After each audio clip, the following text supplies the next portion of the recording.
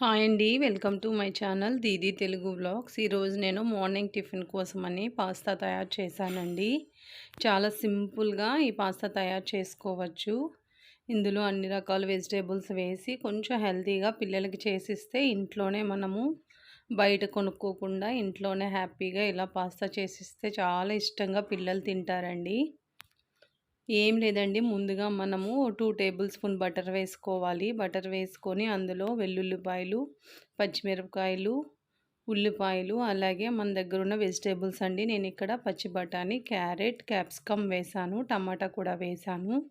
ఇవన్నీ వేసి ఒకసారి బాగా ఉడికించుకొని ఇందులో ఎటువంటి సాస్ యూజ్ చేయకుండా జస్ట్ మ్యాగీ మసాలా మాత్రం వేసి మనం ఉడికించుకున్న పాస్తా అందులో వేసి కలిపేసి వేడి వేడిగా పిల్లలకి పెడితే చాలా ఇష్టంగా తింటారండి. ఒక్కసారి మీరు కూడా ట్రై చేయండి. బాయ్ అండి.